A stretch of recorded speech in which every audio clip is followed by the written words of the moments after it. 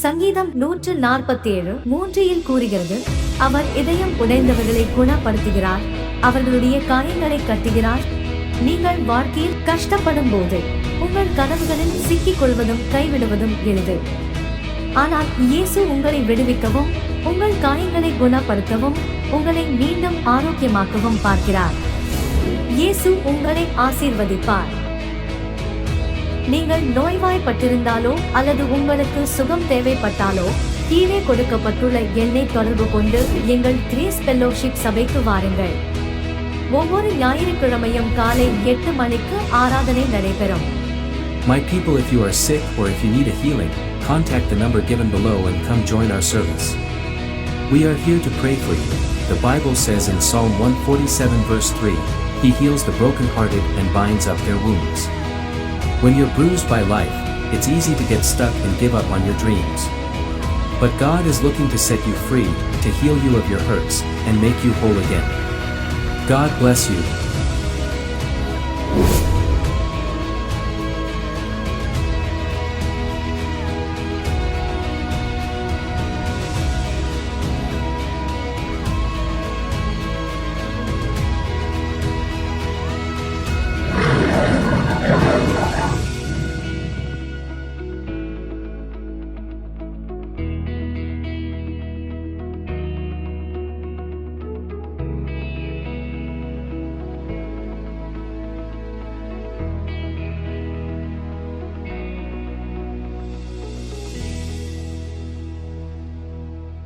இந்த டிசம்பர் மாசத்துல கர்த்தர் உங்களுக்கு கொடுக்கிற வாக்குத்தத்தத்தை புதிய வருஷத்துல நீங்கள் அந்த மேய்ச்சலை காண போகிறீர்கள்.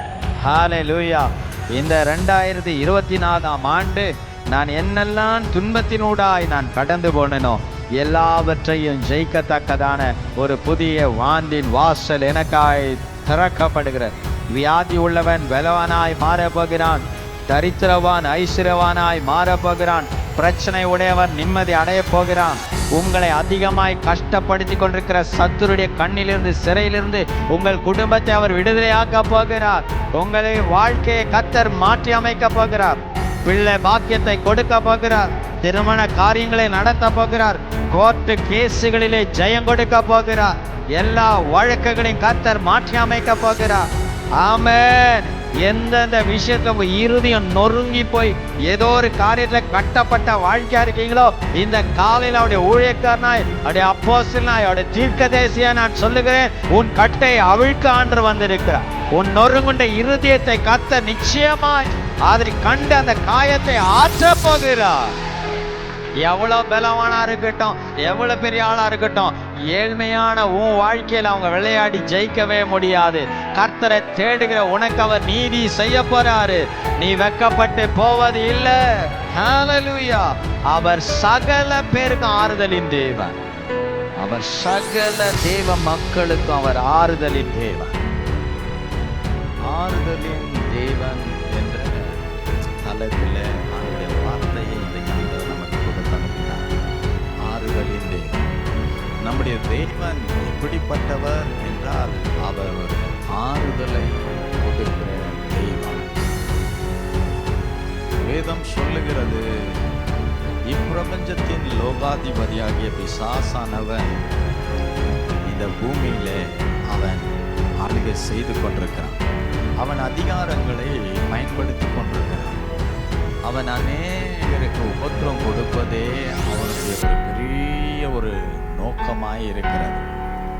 எப்படி ஆகிலும் ஒவ்வொரு குடும்பத்துக்குள் நுழைந்து அவன் தன் ராஜ்யத்தை கட்ட வேண்டும் என்று அவன் திட்டமிடுகிறான்.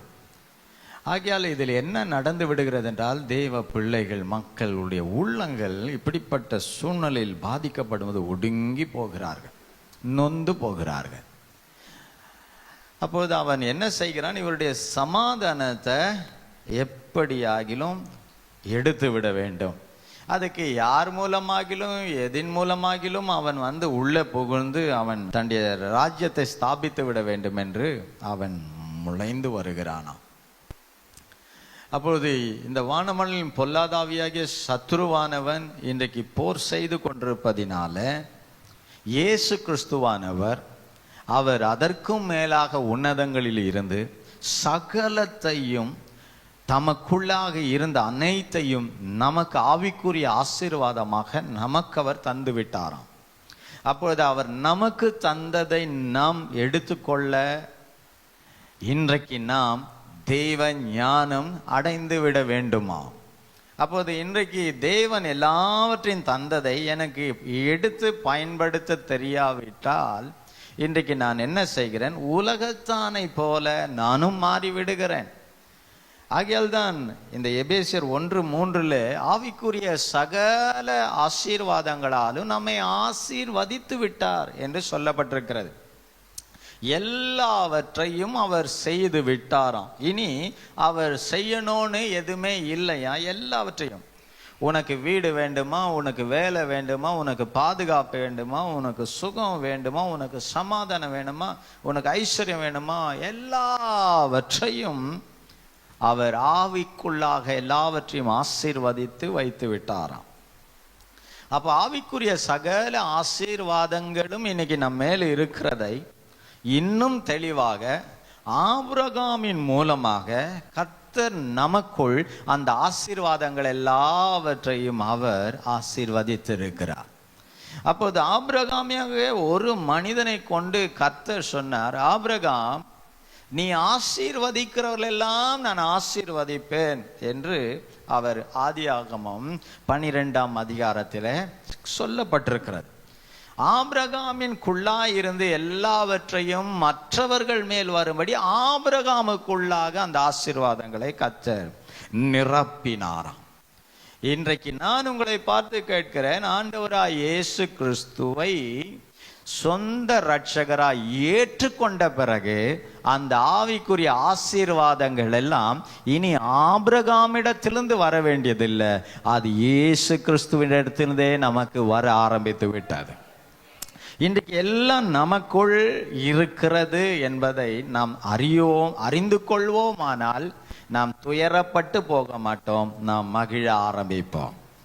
ஆகையால் பவுல் எழுதும் ஒரு பிலிப்பியர் 4:19 தேவன் தமது அந்த மகிமையினால கிறிஸ்து இயேசுக்குள்ளாக நம்ம எல்லாவரையும் அவருடைய ஐஸ்வர்யத்தினால நம்மை ஆசீர்வதித்து விட்டாராம். அவர் மகிமையினால, தேவன் தம்முடைய மகிமையினால. வாசிக்கலாமா? அந்த ஒரு வசனம் ரொம்ப நல்லா இருக்கும். பிலிப்பியர் 4:19 நம்ம படிக்கலாம். என் தேவன் தம்முடைய ஐஸ்வர்யத்தின்படி உங்கள் குறைவை எல்லாம், பாருங்க, உங்கள் குறைகள் எல்லாம் கிறிஸ்து இயேசுவுக்குள் மகிமையிலே நிறைவாக்குவார். மகிமையிலே அதை நிறைவாக்குவார். அப்போது இயேசு கிறிஸ்துவானவர் கல்வாரி சிலுவையில் வந்தார், மரித்தார், 3ஆம் நாள் உயிர் தெழுந்தார். எதற்காக? நம்முடைய வாழ்க்கையில் இழந்ததெல்லாம் பெற்றுக்கொள்ளும்படி, ஆவிக்குள் நாம் இழந்ததெல்லாம் மறுபடியும் பெற்றுக்கொள்ளும்படி அவர் மரணத்தினால இவைகளெல்லாம் நமக்குள் வந்துவிட்டது. இன்றைக்கு நான் எப்படிப்பட்டவன் என்றால், நான் எல்லாவற்றிலும் ஆசீர்வதிக்கப்பட்டவன். ஒரு ஆமென் சொல்லாமா? நான் எல்லாவற்றிலும் ஆசீர்வதிக்கப்பட்டவன். பாருங்கள், இன்றைக்கு ஆண்டவரே, நான் ஆசீர்வதிக்கப்பட்டவன் என்றால் என் கண்ணுக்கு முன்னாடி ஒண்ணுமே இல்லையே, எனக்கு எதுவுமே தெரியலையே, எதனா இருந்தா நான் நம்பலாம், ஒன்றுமே இல்லையே, நான் ஆசீர்வதிக்கப்பட்டவன். தேவன் பாருங்கள், அவர் பூமியை உண்டாக்கும் போது, படைக்கும் போது அவர் என்னத்தை கையில் கொண்டு போனார்? ஒன்றுமே இல்லை. வார்த்தையினாலே அவர் பேசுகையில் அவைகளெல்லாம் நடந்தது. வார்த்தையில பேசும்போது அவைகள் உண்டானது. சூரியன் உண்டாகட்டும், நட்சத்திரம் உண்டாகட்டும், ஆமென், வெளிச்சம் உண்டாகட்டும், சமுத்திரம் உண்டாகட்டும், ஆமென், மச்சங்கள் உண்டாகட்டும். அவர் சொல்ல சொல்ல சொல்ல நடந்ததாம். இன்றைக்கு உங்களையும் என்னையும் பார்த்து கர்த்தர் சொல்கிறார், என் நாமத்தினால நீ என்ன சொல்றியோ அதை நான் செய்வேன்றார். அதை நான் செய்வேன்றார். இன்றைக்கு கவலைகள் நமக்குள் வந்து நிரம்பும் போது அந்த கவலைகள் என்னெல்லாம் சொல்லுமோ அந்த பாவனைகள் எல்லாம் நாம் செயல்படுத்துகிறோம். துக்கப்பட ஆரம்பிக்கிறோம், வேதனைப்பட ஆரம்பிக்கிறோம், அப்புறம் அழ ஆரம்பிக்கிறோம், புலம்ப ஆரம்பிக்கிறோம், கஷ்டப்பட ஆரம்பிக்கிறோம், வெறுப்படைய ஆரம்பிக்கிறோம், இதெல்லாம் செய்ய ஆரம்பிக்கிறோம். முற்றிலும் நம்ம ஆண்டவருக்குரிய ஆவிக்குரிய எல்லாத்தையுமே அப்படியே மறந்துடுறோம்.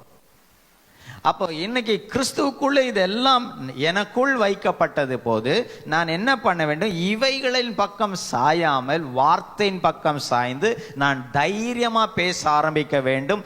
இவைகள் நடக்கும், இவைகள் ஆகும், இவைகள் முடியும், இவைகள் கிடைக்கும், இதிலிருந்து நான் விடுதலை பெறுவேன். இதெல்லாம் நீங்க பேச பேச பேச உங்க சிறையிருப்பை கர்த்தர் அப்படியே மாற்றுவதை நீங்கள் நம்ப முடியும்.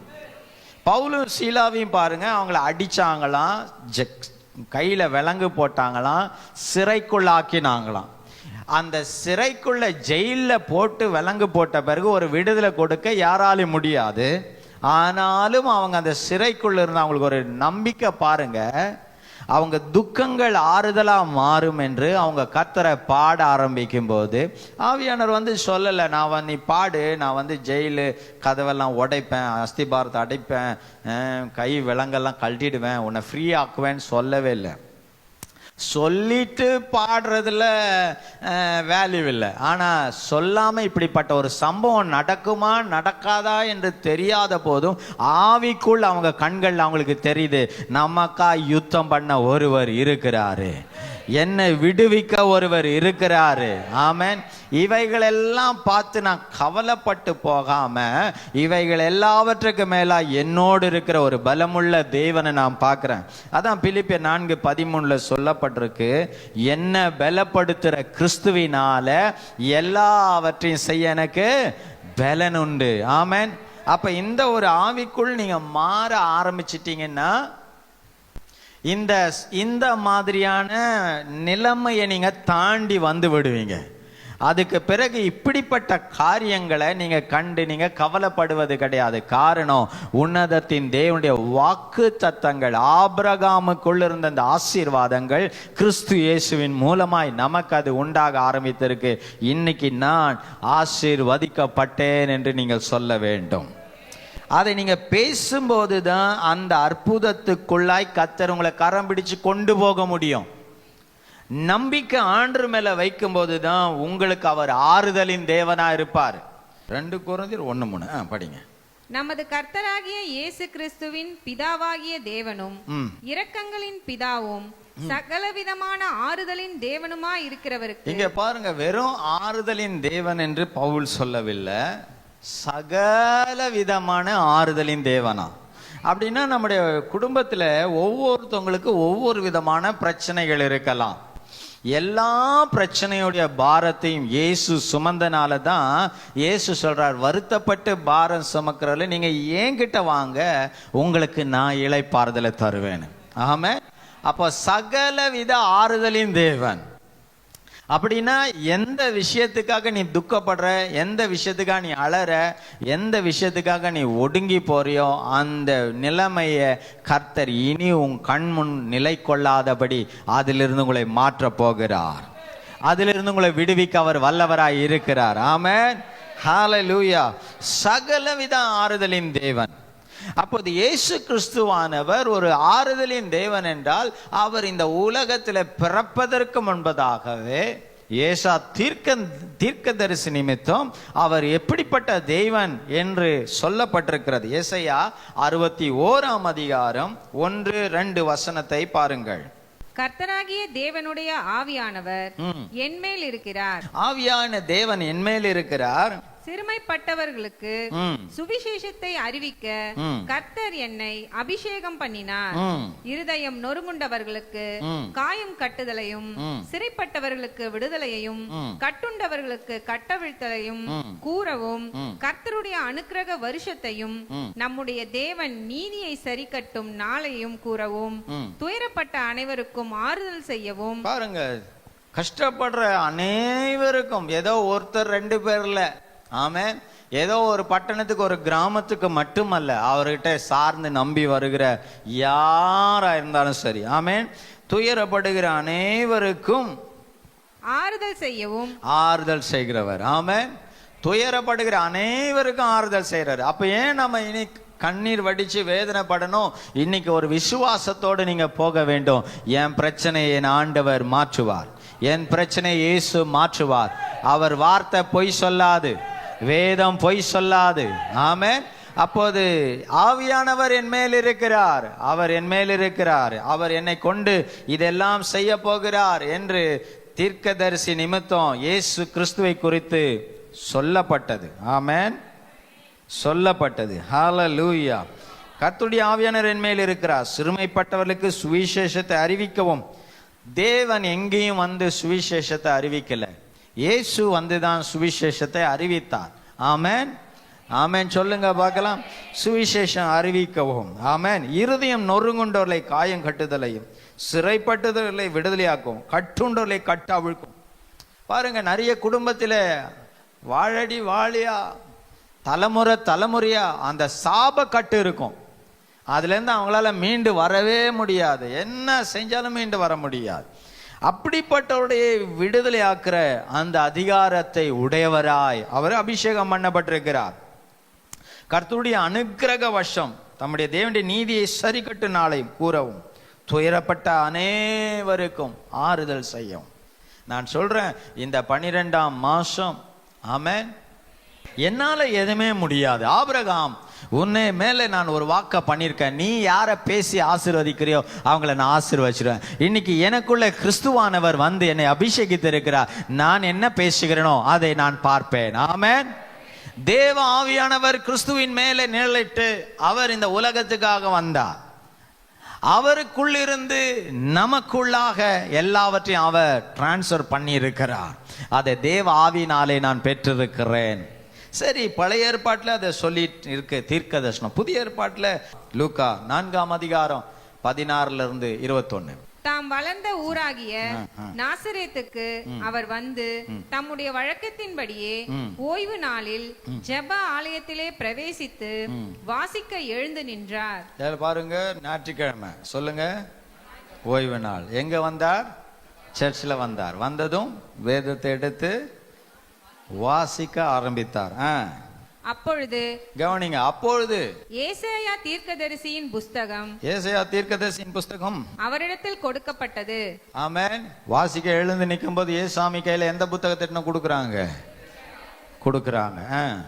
அவர் புஸ்தகத்தை விரித்தபோது கர்த்தருடைய ஆவியானவர் ஏசாயா 61ஆம் அதிகாரம் 1-2 என்ன பார்த்தோமோ அதை அவர் வாசிக்கிறார். ஆமென்.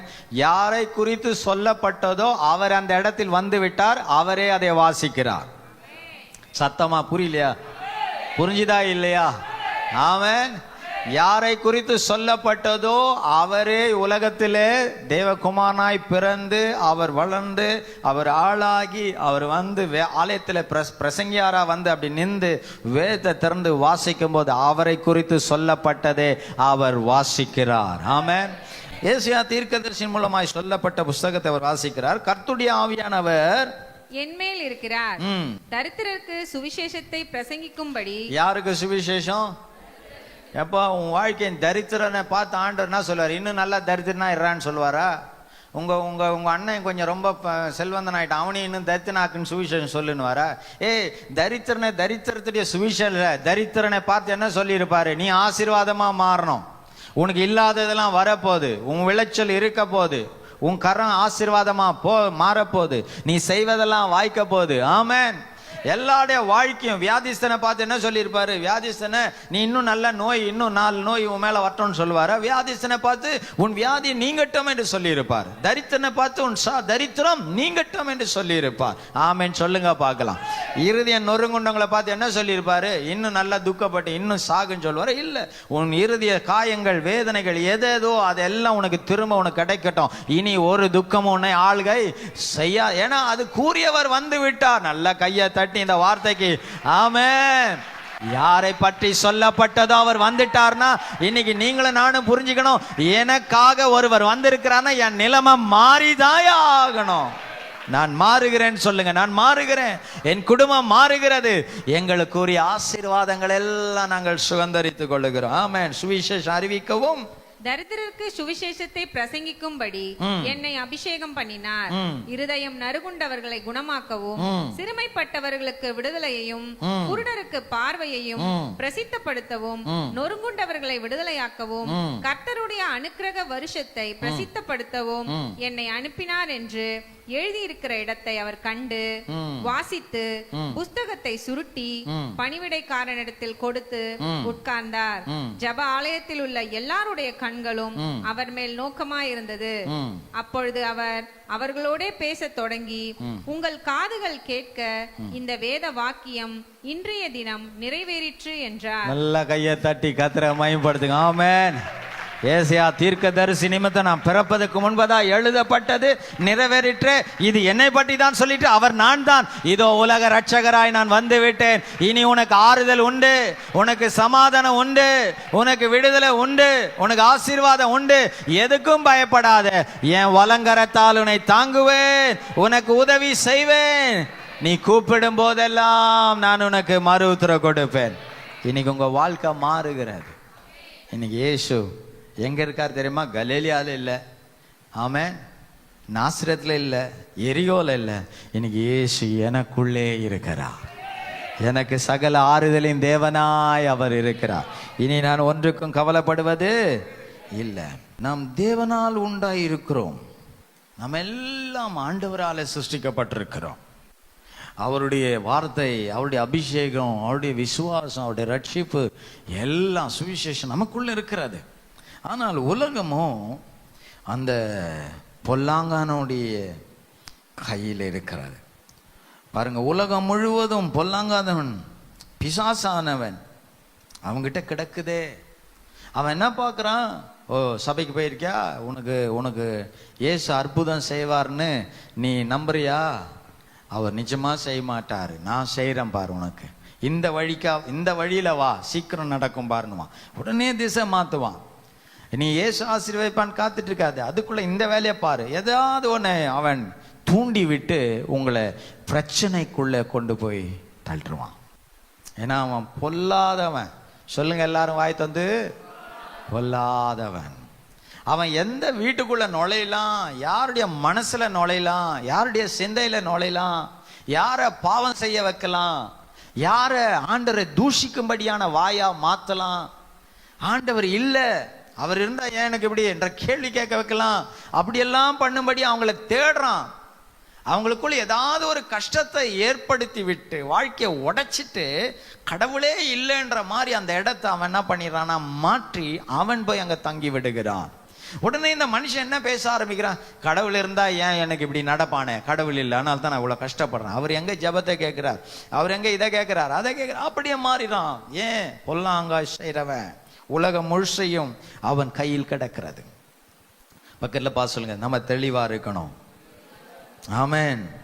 உலகம் முழுவதும் பொல்லாங்கானுடைய கையில் கிடக்கிறது, அதை நான் அறிந்திருக்கிறேன்.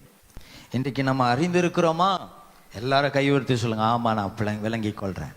ஆமென். என்ன துக்கம் வந்தாலும், என்ன வேதனை வந்தாலும் என் ஆறுதல் இயேசு என்று நான் சொல்ல மறக்க மாட்டேன். சத்ருவே வந்தாலும் சொல்வேன், என் ஆறுதல் எனக்கு இயேசு இருக்கிறார், என்னை ஆறுதல் படுத்த இயேசு இருக்கிறார். உன் ஆலோசனை வேண்டாம், உன் வழி வேண்டாம், உன் கம்பெனி வேண்டாம். என்னுடைய கம்பெனி இயேசுடைய கம்பெனி தான். அவரோடு கூட தான் நான் இருக்கிறேன், அவரோடு நான் இணைந்து இருக்கிறேன். எனக்கு இயேசு போதும். ஹல்லேலூயா, ஹல்லேலூயா. 2 கொரிந்தியர் 1:4 டக்குன்னு வாசிங்க. இப்படிப்பட்ட ஊழியத்தை உடையவர்களாகிய நாங்கள் இரக்கம் பெற்றிருப்பதால் சோர்ந்து போகிறதில்லை. பாருங்க, இரக்கம் பெற்றிருக்கிறதுனால் நாங்க சோர்ந்து போவதில்லை. ஒரு 2 பேரை பார்த்து சொல்லலாம், சோர்ந்து போக மாட்டேன். ஆமென், ஹல்லேலூயா. கரண்ட் இல்லைன்னா சோர்ந்து போய்ட்றோம், காசு இல்லைன்னா சோர்ந்து போய்ட்றோம். என்ன எவ்வளோலாம் பிரச்சனை, என்ன சின்ன ஒரு பலவீனம் வந்தால் சோர்ந்து போய்ட்றோம். இன்னைக்கு அப்படி அல்ல தேவ பிள்ளைகளே. கர்த்தருடைய இடத்துல நம்ம ஒரு பங்கை பெற்றிருக்கிறோம், அதை மறக்கக்கூடாது. நம்ம மேலே ஆண்டு ஒரு பெரிய நம்பிக்கை வச்சிருக்கிறார், அதை மோசம் போக்கிடக்கூடாது. இன்னைக்கு நம்ம ஆண்ட இயேசுவை மறுதலிச்சிடக்கூடாது. 2 கொரிந்தியர் 1:4. தேவனால் எங்களுக்கு அருளப்படுகிற ஆறுதலினாலே. எல்லாரும் சொல்லுங்களேன், தேவனாலே எங்களுக்கு அருளப்படுகிற ஆறுதல். ஹல்லேலூயா. அப்ப ஜெபம் பண்ணா ஆறுதல் வரும். ஆமென். ஏசப்பா விசுவாசத்த ஆறுதல் வரும். எந்த மனுஷங்கிட்ட இருந்தும் வராது, அவரே ஆறுதல் படுத்துவாராம். அப்போ நீங்க புரிஞ்சுக்கணும், யாருமே இல்லைனாலும் ஏசப்பா என்ன ஆறுதல் படுத்துறதுக்கு அவர் எனக்கு நல்லவரா இருக்கிறார். துன்பப்படும் வேதனைப்படும் போது நாம் பாடணும். ஹalleluya. படிங்க. தேவனாலே எங்களுக்கு ஆறுதல் எறுதலினாலே எந்த உபத்திரவத்திலாகிலும், பாருங்க, எந்த உபத்திரத்தினாலாகிலும் அகப்படுகிறவர்களுக்கு நாங்கள் ஆறுதல் செய்ய திராணி உள்ளவர்களாகும்படி எங்களுக்கு வரும் சகல உபத்திரவங்களும் அவரே எங்களுக்கு ஆறுதல் செய்கிறவர்.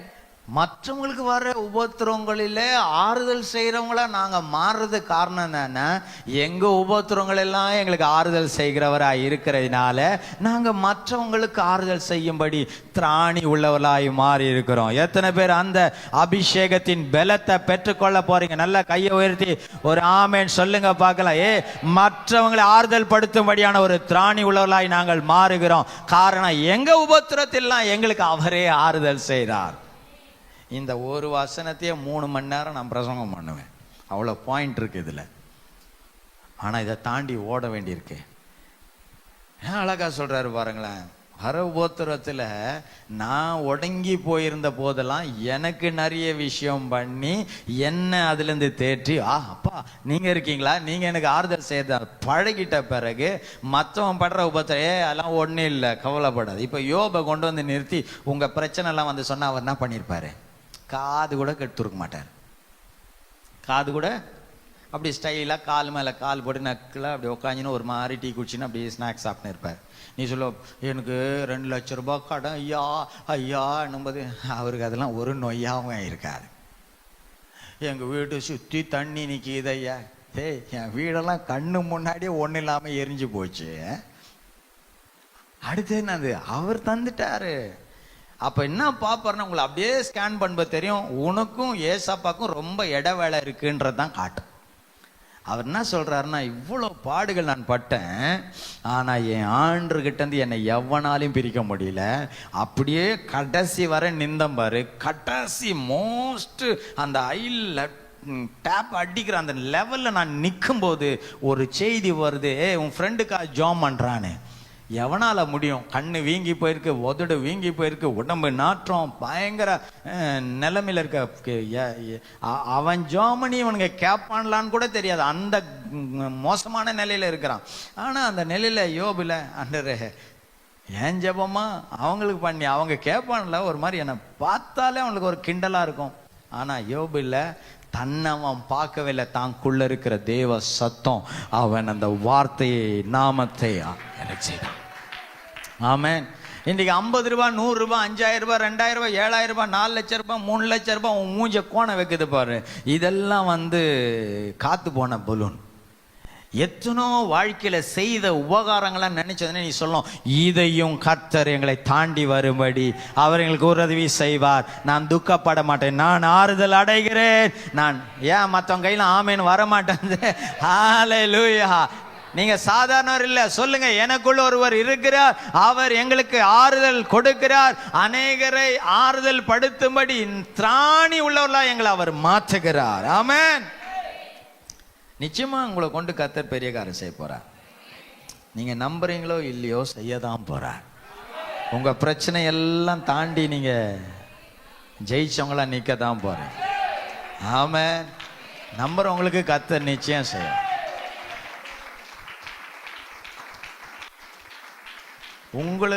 உங்ககிட்ட வந்து நிறைய விஷயம் சொல்லிட்டு அவர் செய்யணும்னே இல்லை, அவர் சொல்லாம நிறைய விஷயம் உங்களை தேடி வரப்போகுது. எலியா கேரிநாட்டண்ட உட்கார்ந்துட்டு இருக்கிறார். காகங்கள் அவருக்கு இறைச்சி அப்பத்தை 3.5 வருஷம் எடுத்து கொடுத்துட்டு இருக்கு. நல்லா சாப்பிட்டான் மனுஷன். 3.5 வருஷம் அந்த காக்கா அவனுக்கு வந்து கறியும் இறைச்சியும் கொடுக்குது. அந்த வேலை அது கரெக்டாக செஞ்சுது. ஒரு ஆமைன்னு சொல்லுங்க பார்க்கலாம்.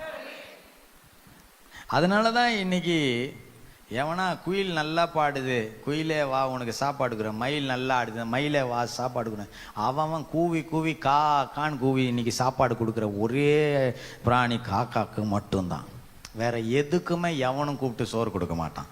இன்னைக்கு அன்னைக்கு அது அந்த தீர்க்கதரிசிக்கு அது வேலை செஞ்சனால இன்னைக்கு எல்லா உலகம், இன்னைக்கு இருக்கிற மக்கள் எல்லாரும் கூப்பிடுற உடனே குயிலே வா, மயிலே வா, புறாவே வா, பச்சைக்கிளியே வான்னு கூப்பிடுறது இல்லை, கான்னு கூப்பிட்டு அது சொல்லுது. அவன் ஒருத்தனுக்கு சாப்பாடுக்கு வேலை, நான் போஸ் ஆண்டு வேலையை செஞ்சேன் பாரு, இன்னைக்கு என் சந்ததிக்கே சோறை கூப்பிட்டு கொடுத்துட்டு. ஹல்லேலூயா. ஹalleluya.